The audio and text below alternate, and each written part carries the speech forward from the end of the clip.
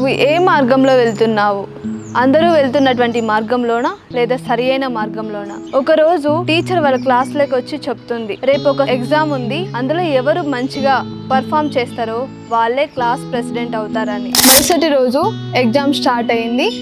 మేడంకి ఒక phone call రాగానే బయటకు వెళ్ళింది.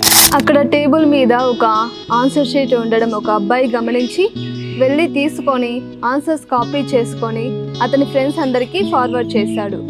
కానీ ఒక్క అబ్బాయి మాత్రం, రాజు అనే అబ్బాయి కూర్చొని తనకు వచ్చింది రాద్దామని చెప్పేసి అతడు ఆ యొక్క ఆన్సర్ షీట్ వైపు కన్నెత్తి కూడా చూడలేదు. మేడం రూమ్ లోకి ఎంటర్ అయింది. ఆన్సర్ షీట్స్ అన్ని కలెక్ట్ చేసుకొని ఎవరు ఎలా పర్ఫామ్ చేస్తారో చెక్ చేయడం స్టార్ట్ చేసింది. అందరికీ మంచి మార్క్స్ వచ్చాయి, కానీ ఒక్క రాజు అబ్బాయికి మాత్రమే చాలా తక్కువగా మార్క్స్ వచ్చాయి.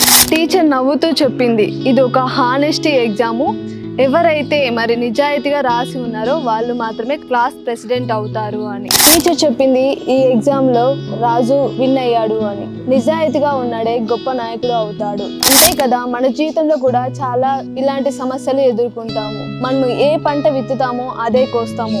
రాజు నిజాయితీగా ఉన్నాడు కాబట్టి అతను క్లాస్ ప్రెసిడెంట్ అయ్యాడు.